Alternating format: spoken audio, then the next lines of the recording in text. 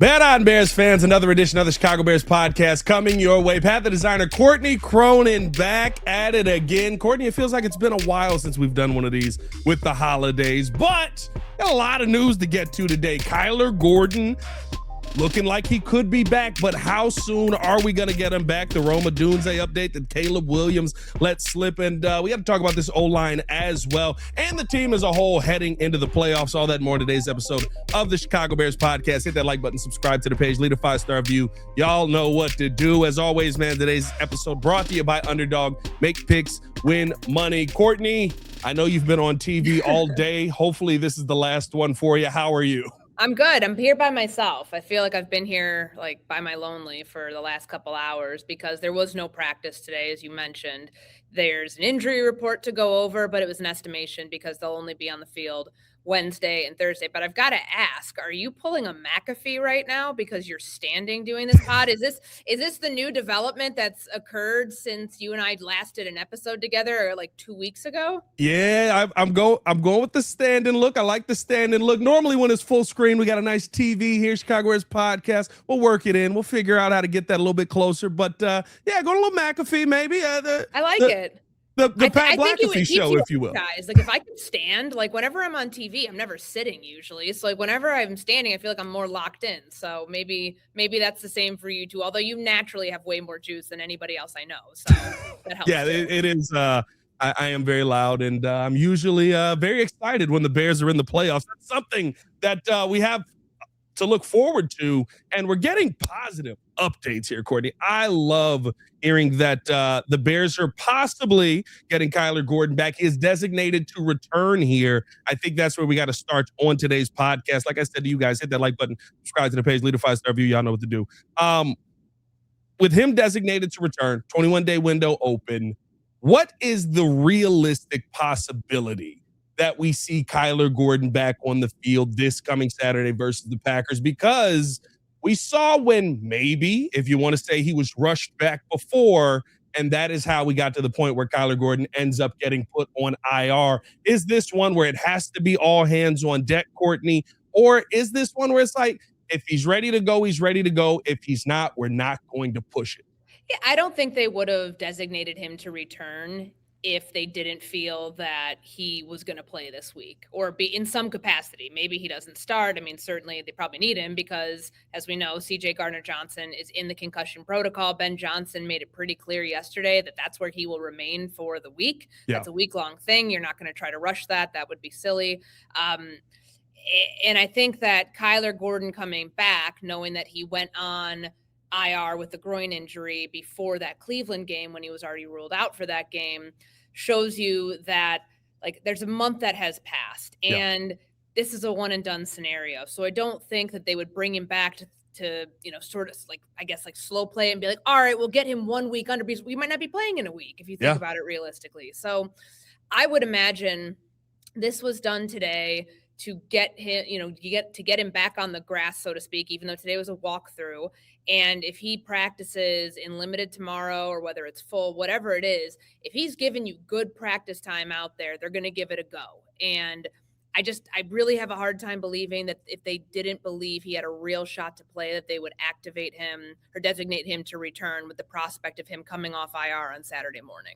Is your expectation that this is a full go situation? Because realistically, at this point, I mean, Nick McLeod's probably your slot corner if Kyler Gordon has to be on a pitch count. Yeah, he is. And he was full today. So he's been dealing with an illness for the last 2 weeks. So he would have been designated. He would have been a full participant in practice, which it's good to have depth there. Obviously, the times that they've had to play him at nickel in games, it hasn't been anything spectacular. I mean, you think about, what was it? The Baltimore game wasn't great. Or the Cincinnati game, whichever it was. But they're hurting back there right now. However, I do think that numbers in the secondary might be a little bit overblown because it's not like Tyreek Stevenson's not healthy. I want to keep pointing that out. Yeah. What Ben Johnson said on Monday about why he didn't play in that game, they felt that Nashawn Wright and Jalen Johnson gave them a better matchup when they were playing that much man. Still had Tyreek Stevenson, who's supposed to be a corner who can play a lot of man and be very physical with guys. You had him on the bench. So, the whole numbers game and being healthy, they're actually okay Yeah. right now at other positions outside of nickel corner. So, having Nick McLeod healthy to be the backup if Kyler Gordon is, if the trajectory continues on where he's good to go, that at least gives you somebody behind Gordon, because CJ Gardner-Johnson is just like in no shape to play right now. What is your estimation of that situation? Because I would say this, that, Kyler Gordon is somebody that Dennis Allen walked in the building and was like, find me Kyler Gordon. That's the guy that we need on this team, on the field. I can do so much with him.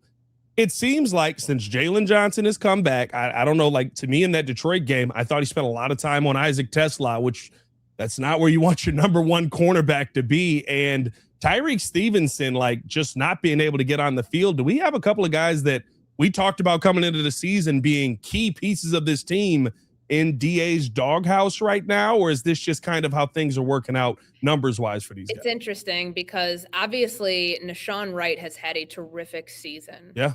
Over the course of the season. Has he had his moments where he's gotten beat? Absolutely. Have Yeah. they all? Yes. But Yeah. it was such a weird thing for Stevenson to have no injury designation whatsoever and not be in the game when this guy has been your number 2 cornerback all season. And there really hasn't been a moment where you're like, man, Tyreek's really having a bad time out there outside of like early in the season. Like that's months ago at this point when he was like allowing a perfect passer rating into his coverage. So I was stunned by that, because you look at the participation report after the game, you're like, wait a second, that's right, he didn't play. I realized it like during, then I was like, all right, maybe they're rotating guys, whatever. Sometimes you don't keep track of those things as closely in the moment, and then you look at it after the game, you're like, why? Yeah. It didn't make a lot of sense. So we'll be very curious to hear from Dennis Allen on Wednesday about, was it a matchup thing? Was there something that they saw from the speed of those receivers, which, Packers have some speedy guys too. I mean, Christian Watson's fast. Yeah. Like Jaden Reed's fast. I was a little stunned by how little or none that we saw him out there, and whether that's him in the doghouse, whether that's foreshadowing that he might not be a fit in this defense. Strange time to act on that in week 18 when that was, not must win by any means, but you wanted to win that game to feel good about where you were going into the playoffs, especially on the defensive side of the ball. Yeah, I was shocked by it, Courtney, because 2 things. Number one, we know the DA, we saw it at the linebacker position. I would say it's probably the same at the cornerback position. Everybody has been cross-trained at just about every position. CJ Gardner-Johnson was getting cooked. He was getting picked on. Mm-hmm. Like, I love what CJ brings to this team, but they were literally going. Having Amon-Ra on him was bad. It was so bad. And so, like, I was like, okay, well, where is this moment where maybe you put Jalen on him and you throw Tyreek outside on Isaac Tesla? Or maybe you throw Nashawn Wright on him and you put Jalen in a different position. It almost felt like you were avoiding Tyreek Stevenson getting on the field, and maybe even avoiding putting Jalen Johnson out there. That could be an injury thing. Maybe he's not 100% yet. But outside of that, then CJ Gardner-Johnson goes down and we still don't see him get in the game. Like, I was stunned when I saw the snap counts after. Yeah, and there'll be a lot of questions that still need to be answered about that, because it just doesn't make a whole ton of sense when the head coach is saying, we like those 2 guys better. One guy has been your starting cornerback all season long, and outside of the 1 or 2 games that he missed due to injury. And I get it. Jalen Johnson's back. They definitely want to have their Pro Bowl number 1 corner out there, even though it's still like all these weeks later since week 13 when he came back, you can tell he's still recovering, active recovering. I find the Stevenson thing weird. And to me, it's kind of like a where there's smoke, there's fire sort of thing, speaking to his fitness defense long term. Yeah, I was, like I said, it was one that you're going to have to find a starting corner. Sorry to interrupt. They're going to have a starting corner. If he's not one of your starting cornerbacks this week, then I think that tells you what you need to know about who's going to be here and who might not be here and who might not have a role like that next year. Yeah, 100%, especially after what we saw from Jalen, right? Like, I think I love Jalen. I would rather him on the field than not. But as a starter right now, right, maybe that's not the fit that you have with these speedy receivers. Like, when you look at what the Packers can bring to the field, it's going to be a lot of the similar stuff that Jaquan Brisker talked about, just out-schemed them in that Detroit Lions game. The Packers are going to use a lot of those same things. And yeah, you don't really have an Amon-Ra St. Brown on that team per se. Those are tough receivers to keep up with. And we've seen the Bears struggle to keep up with them to the point where literally it's become play deep, let everything happen underneath. And then when we get to the red zone, pray to the heavens that we're going to be able to figure it out by the time we get there. It did work last time versus the Packers, but that's a dangerous game to play You don't want to Jordan play Love. that game in the playoffs. Are you kidding me? Yeah. Like the whole bend don't break thing, keeping them 0 for 5 in the red zone, that game, great. What happened the following week? 5 for 5 in the red zone. It's not like that's something you hang your hat on and think, oh, this is like definitely going to work every single game. Yes, this past time around in the red zone, they were 1 of 4. So bend don't break. It sometimes works. It's not something that you want to constantly be living in. And what Ben Johnson talked about more than anything, because they've given up, I believe it's 1,313 receiving, 313 yards total in the last 3 games. That's not good. But 19 points last week, to me, that seems like that's a number that Ben Johnson can live with. Certainly not 42 points from the week before, but 16 points against the Packers. That was enough to keep them from winning the game, because he was able to put the onus on his offense then to go score one more point, or in that case, score several more points than the Packers. I just think that that's not the right mindset here. Like, I get it. You're in a do or die situation when you have such little time to fix things with the defense. You got to point to the biggest thing. Well, how do you determine how you win a game? Have them score fewer points than us. I get it. I absolutely get it. It's not sustainable that way. And it's like the worst parts of this defense are starting to rear their ugly head at this point, which, if you can get by it with the Green Bay Packers, then you try to figure it out. And like this to me feels like you are putting a Band-Aid over a pretty big issue for as long as you're in the postseason. Yeah, 100%. Hey, listen, you'll feel great about it going up against the Packers, and you're praying to God that the Panthers somehow find a way to beat the Rams so that you can go up against. Well, I don't know if I want to go up against Ted McMillan either, but I'll take Bryce Young any day over Matthew Stafford. You talked about Ben Johnson, right? Putting the onus on the offense. Offense seems like, per Caleb Williams, which is always interesting to get those kind of updates, that it is going to be getting a pretty big piece back into this offense. Rome Odunze coming back, but we've also seen kind of a surge here with Luther Burden and Colston Loveland. With Rome coming back, where does he fit in all of this? Like, is he coming back as the number one in your mind? We saw the relationship he had with Caleb early, kind of started to wane, and the injuries started to pile up, and then he ends up missing a ton of time. I think it's certainly great to get him back. And the way that Caleb talked about it today was anticipating that he will play, not like an if thing, but more of a when. And he's healthy enough, at least right now. So he was healthy enough to be back at practice, limited on Friday in an actual practice setting, limited today on the estimation of the injury report. They shut him down. I mean, he's missed 5 games, but they've truly shut him down since week 16. Yeah, that first Packers game, right? That first Packers game. So, and even in shutting him down, he still had workouts, pregame workouts. Saw him doing it at San Francisco. He did a little bit of, he didn't do much. He was out there during warmups against the Lions this past week, but they did what they felt they had to do to keep him off his foot that has a stress fracture in it. So, by virtue of that, seems like time will have helped Rome. And how Caleb stressed it was that when the day he finds out Rome's a late scratch, he talks to him after the game and says, like, I got you. Just get healthy. Like, I need you in the playoffs, man. I need you. Like, quarterback's telling the number one receiver he needs him. That means something. But the good problem with this offense is that you have so many different pass catchers, whether it's Colston Loveland and the big game that he had last week. And it's not just yards, but like when those yards are coming, getting targeted on 3rd and 4th down, those critical situations where they have to convert, he's going to him. Luther Burden has emerged as a playmaker, a big-time playmaker in this offense. And even with the interception last week, DJ Moore's still that guy. I think the beauty of this scheme is that it's not reliant upon one guy going off in order for the offense to succeed. Kind of like, we've seen that, you can go to different iterations of the Bears where if it wasn't DJ, it wasn't anybody. If it wasn't Darnell Mooney, it wasn't anybody.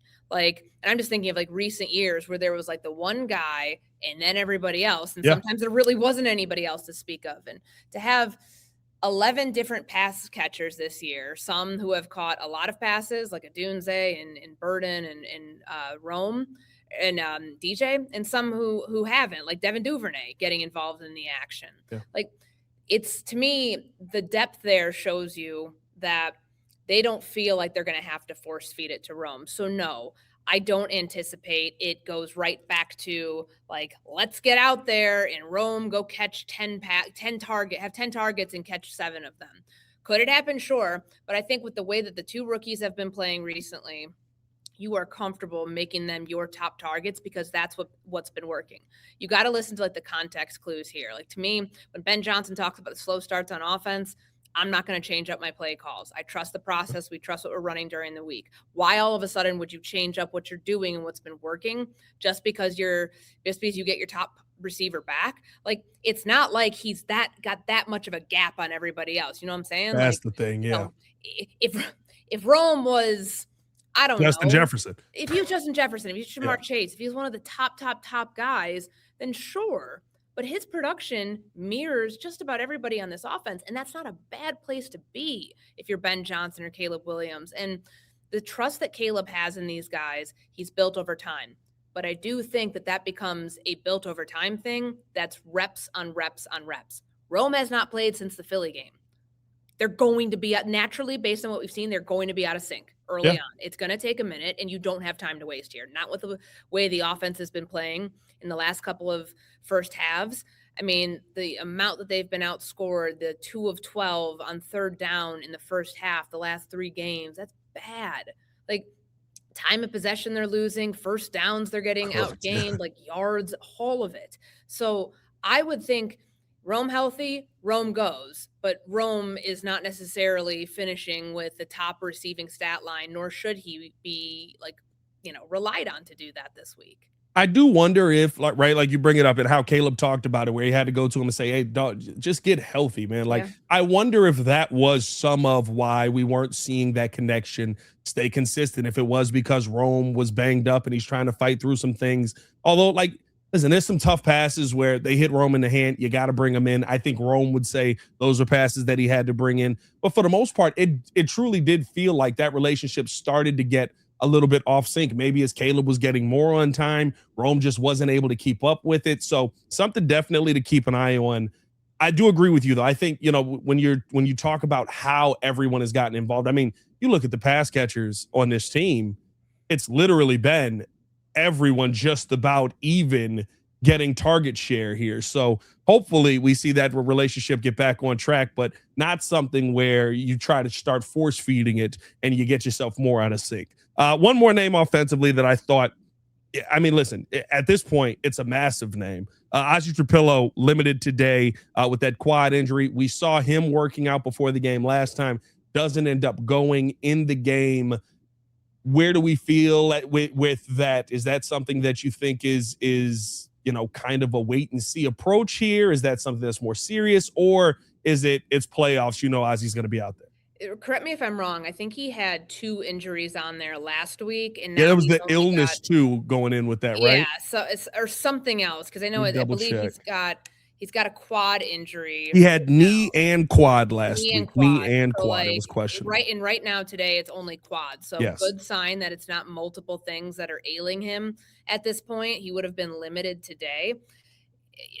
There's a reason that we talk so much about the offensive line, and everybody wants to mention Tooney, Dahlman, and Jonah Jackson, but it was Caleb Williams today who was like, and don't forget Ozzie too. Yeah. He's a big part of this. And I think the stabilizing force that they have on the left side of the offensive line between him and Tooney and gelling the way that they have and being able to keep Caleb upright and Ozzie getting better as the weeks have gone on since he became the full-time starter over there. You don't that's not something where you want Theo Bennett no disrespect, but you don't want Theo Bennett starting a playoff. I mean, you saw it. And he'd been on ice for a couple of weeks just because he hadn't played, but I think the rhythm that Ozzie has gotten in by getting those consistent reps and being able to go against some really good pass rushers, and he just faced the Packers 3 weeks ago, that's one where they're going to want him to play if he can. So I think that's, of all the injuries this week, to me, that's the most important one to keep an eye on as far as that's somebody who, if the Bears had to pick anybody, like out of a hat, like just take one guy and if that guy can play more than anybody else, I think it would be him. Yeah, I've said I think he's an X factor at this point on this team. We haven't talked about a left tackle that actually like just anchors himself and doesn't move. I mean, probably since the early 2000s, if we're being realistic about it. But like seeing that, we do get the update as well that Braxton Jones is back. I'm not trying to disrespect you, Braxton. We get the update that Braxton's back. So you've got depth at that position, but it is the one that to me is probably the most concerning because I thought you really saw the effects of it last week. I get it. Aiden Hutchinson, he's going to beat most guys, but he hasn't had that dominant season, and he was picking on Theo Benedict on the left side. You can't do that as much with Ozzie, so hopefully we see him back on the field as well. As we continue on with today's episode, we do got to talk about this team getting off to a faster start, but we also got to get back to putting together our underdog plays of the week. Courtney, we've got a playoff week here. Seems like weather might be a factor this week as well. What do you like this week in Underdog? Yeah, I mean, if the weather, like, it just seems like it's constantly changing. Like, I heard initially, like, balmy to, like, potentially snowy conditions on Sunday or Saturday. So that could end up changing how I'd view this if you made me make this pick later in the week. But yeah. I will take Colston Loveland higher than 42.5 receiving yards for my underdog pick. Last week, 13 targets. Caleb was 20 of 33 for 212 yards. So 13 of those 33 targets, 13 of those 33 pass attempts went to one player who, that one drive that led to the touchdown where Cole Kmet gets popped in the 2-point conversion. Colston Loveland is a very reliable target. Now, have there been drops from everyone? Yes. Oh, yeah. And so that probably factors into, I think earlier in the season, you'd be able to look at certain guys and say, I don't know about that. Like, he drops a pass, his role might not be the same the next week. Colston Loveland is a huge part of this offense. The way that the coaching staff, the way that the players, the way that Caleb talks about him shows you that the belief is there when it's a big game situation, a critical situation. These two teams seem to love to keep it crazy late in the game. And I think back to, I think he had the 1-yard touchdown at Lambeau Field in week 14. And then, against the Packers in week 16, he's part of the game too. I mean, going towards the south end zone on that touchdown drive to Jade Walker, critical situation, game's winding down. You got to have it in that moment. He went to Colston Loveland. So I think it's a safe bet. 42.5. He had 91 receiving yards last week. He had, 10 targets on that too. And the touchdown, 13 targets and 10 catches on the touchdown too. I think that Colston will be, he may not, if he's a leading receiver or not, I think 42.5 is a very modest bet for him. Oh, yeah. Listen, whenever the nickname for a young man becomes third in Loveland or fourth in Loveland, I think you can feel pretty safe that they're going to go to him. And literally, I thought every impactful third and or fourth down outside of the one where Cole Kmet wanted to fight the football all the way until he caught it. I thought he did a really good job of being available on that and bringing the football in.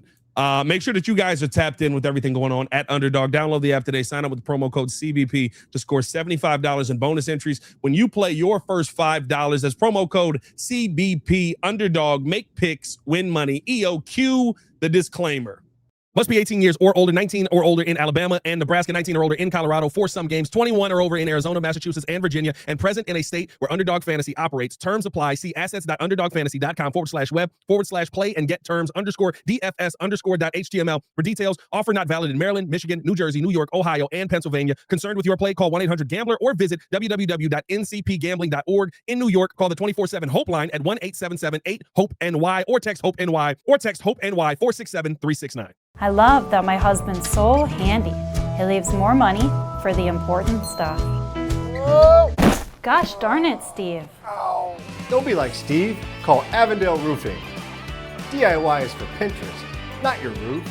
Welcome back into the Chicago Bears podcast. Pat the designer, Courtney Cronin, back at it again. Today's episode also brought to you by the Advantage Dealer Group. Find your next Chevy, Toyota, or Acura and drive off in under 60 minutes, or they'll make your first car payment. Also brought to you by the Hard Rock Casino in Northern Indiana. Las Vegas style gaming, just 30 minutes from Soldier Field. Exit 6, right off I-80 95. 4. All right, Courtney, we were talking about this beforehand, and I think we both agree what the theme of this game has to be. And unfortunately, it hasn't been a theme we've seen very often this season. Maybe 3 games this season we can definitively say the Chicago Bears have gotten off to a fast start. And even the San Fran game, right? 2 drives of 3 and out. You get a takeaway on one of them. It makes it feel a little bit better, but definitely a little bit slower start. Is that going to be the biggest issue that the Bears are going to have going into this Green Bay Packer game? It's the biggest one they need to combat. I'll tell you that. Like, it's all they're talking about this week. How can they fix getting off to a faster start? Because you can't play winning football if you're constantly playing from behind. The silver lining, they have a quarterback and they have an offense that seems to kick it into high gear when they're trailing in the final 2 minutes of games. Yes. But you don't want that. You don't want to go in with like, oh, that's our game. Our fail safe is our game plan. You don't want that. It's great that they can rely on that. And I do think that Ben kind of puffed his chest out a little bit when he's talking about, teams have to earn it against us. We can score in bunches and we can score late. All of those things are true. But if you pull the same thing that you did against the Lions or the 2 times against Green Bay, it's 6-0 at halftime at Soldier Field. It's 14-3 at halftime. Yes, you scored in the third quarter at Lambeau Field and you felt good.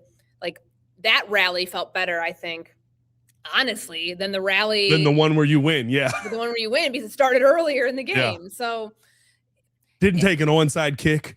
Yes, like, you don't have to rely on these mercy plays to happen, these Hail Marys that are not just Hail Mary passes. So how does that happen? Because you look at the game plan this past week. It was like an early pass attempt from Caleb Williams, and then it felt like they were trying to establish the run, and it didn't work. 8 possessions, 3 of those are 3 and outs. When you are playing possessionless football, where you're not getting to hold on, to have much time with the football, you can't have that.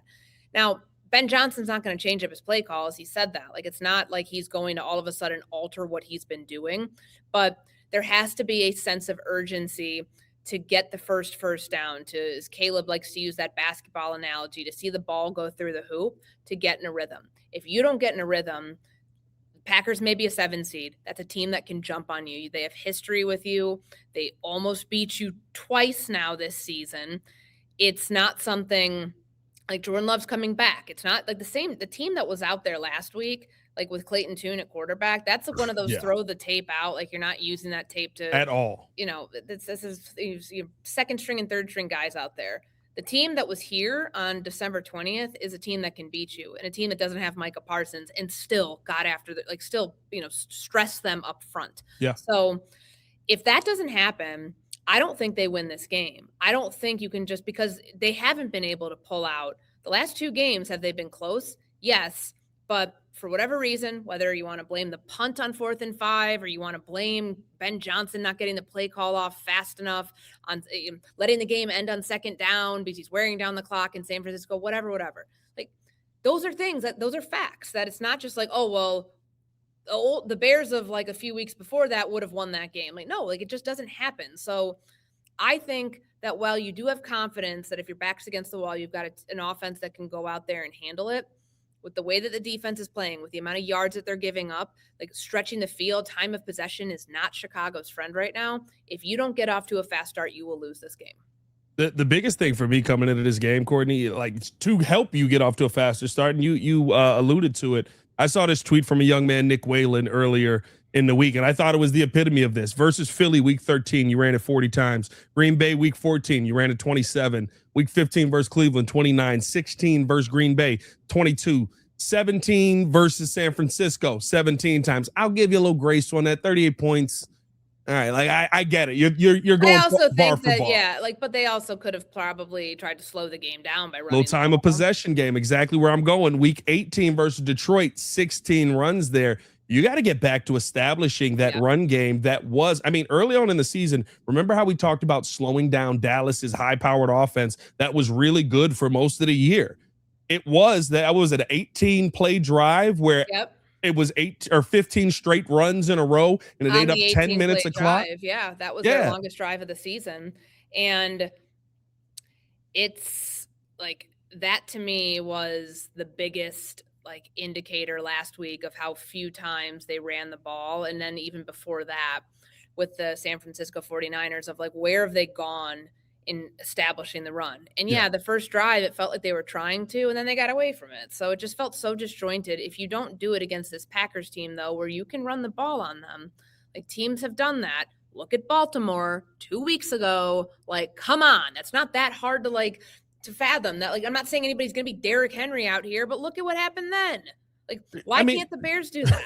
Look at you, didn't it? If I'm not mistaken, the first week in Green Bay, wasn't it 181 rush yards total? Yes. Like the Bears have done this versus the Green Bay Packers. That first week, Bears ran, 138 rush yards total, 4.8 yards per carry for DeAndre Swift, 4.1 yards per carry for Kyle Monangai. Like you were the aggressor in the run game. And I feel like, not that it fell off. I mean, you ran for 150 on them the second time, but it's taking so long for you to get to it. Yeah. I think that has to be how you establish this offense in the first halves of games. And that's how you win those time of possession conversations. No, yeah, absolutely. Like if that doesn't happen again, you're right. Like you do have your own game plan that you can use from a couple weeks ago, or at least an example of it, to know that you can run on this team. And that was a team that at the time had Micah Parsons there. And I know that, like, you know, I'm not just saying he's the be all end all, but like you did have one of their best defensive players there. They're super banged up in their secondary right now. That's why they went out and signed Trayvon Diggs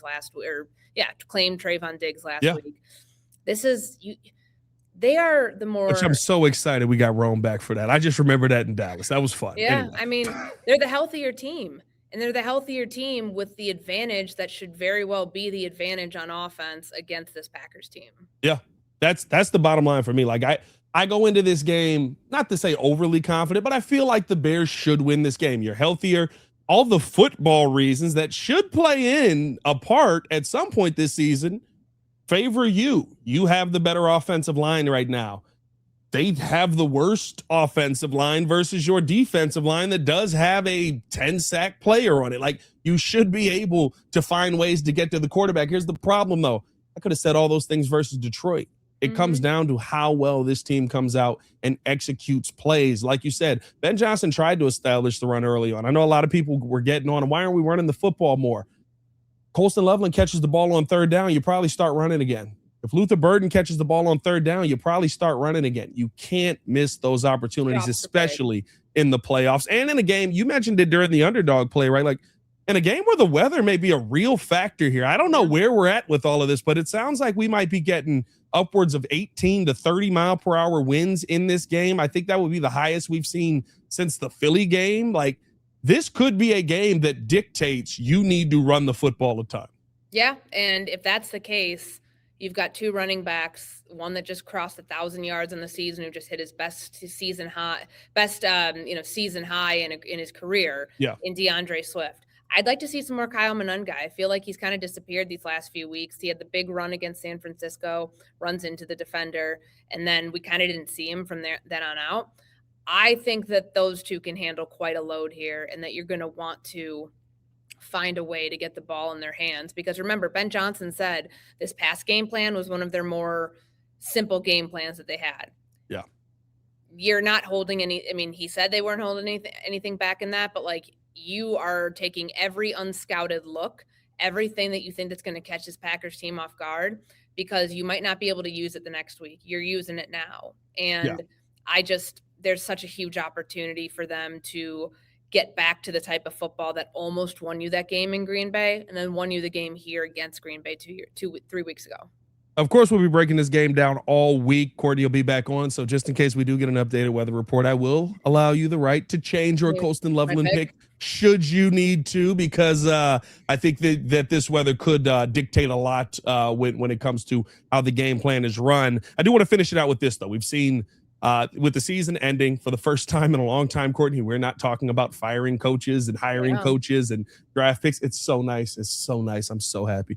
But we could be talking about losing some coaches once the Bears are out of here, because there's a lot of coaching names that have been fired that, I mean, today, maybe the most shocking one of the last 5-6 years. I guess Bill Belichick probably was pretty shocking, but he was at least losing badly. But John Harbaugh fired from the Baltimore Ravens. I don't think anybody expected that. Is there a chance that this Bears coaching tree starts to get poached here in year one, and that it may not look the same going into year 2.